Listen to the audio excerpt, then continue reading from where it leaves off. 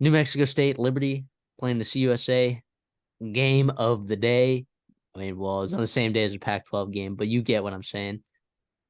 This game was electric for one reason: offense. Liberty did not punt the whole game. Yep, you heard that right. Final score was 49-35. CD and I, you and I were both on Liberty minus 10.5, and they covered definitely. Something that had to do with Diego Pavia going down in that game. That hurts, of course. I do think that does not change the outcome in terms of Liberty winning that game. I still think Liberty wins that game. Like they had 3 possessions where they did not score a touchdown. When they needed out at the end of the first half, in the second quarter, they turned it over on downs, I believe, driving after they had a 70-yard drive.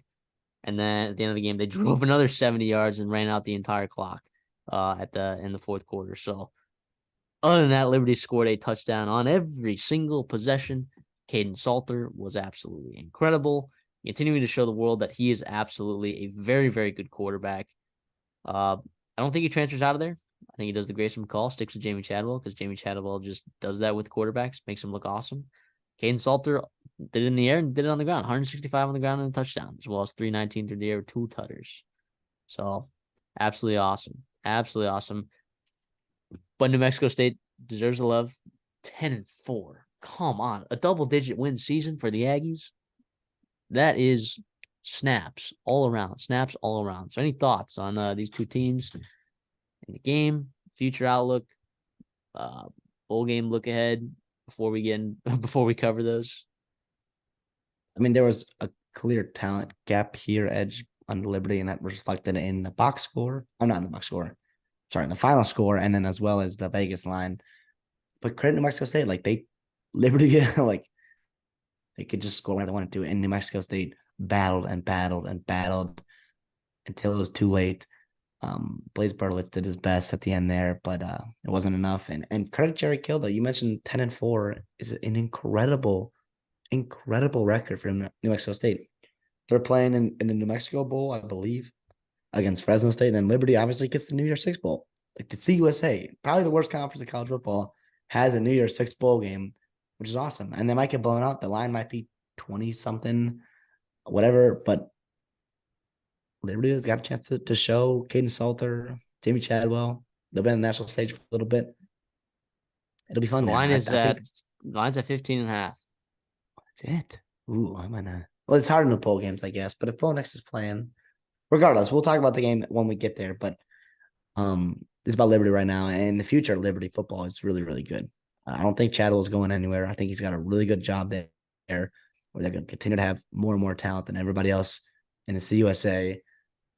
As long as things don't change there, they welcome in, I believe, is Kennesaw State is coming in next year to the CUSA in 2024, which is exciting for them. And obviously, we saw how well Jacksonville State, transitioned here, and that was fun for them. Obviously, in the CUSA in general. But yeah, both these programs feel like they look pretty well. Got your quarterback, got your coach.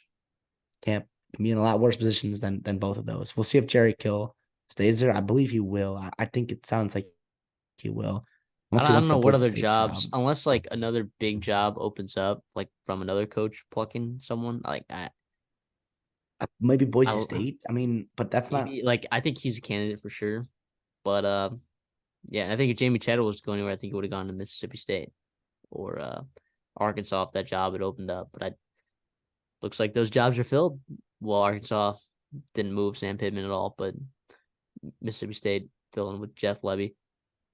So I mean, this was a good game. If you loved the offense, you loved this game. If you took the over, you loved this game even more. If you're like us, you took Liberty minus 10.5, you love this game even more.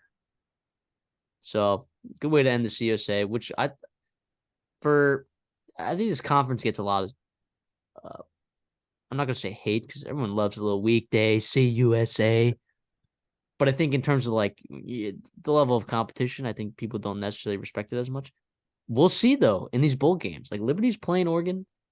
I mean, New Mexico State's playing Fresno State. Jacksonville State's playing Louisiana.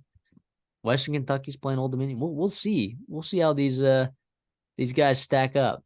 These CUSA teams stack up. So I'm I'm excited for that. I always like that's why I love bowl season too. It's because like there are some teams in G5 that are pretty good, right? And they get a chance to play some Power Five schools, and they don't have as many opt outs as the Power Fives necessarily. It's like you really get a chance to see these G5 teams shine in these bowl games. So I'm Well, and a lot of times too, like the thing you think about, like Power Five programs, I get it. Where like not every team has this luxury, but like there's generally more depth in a Power Five program than there is in a CUSA or another G5 program.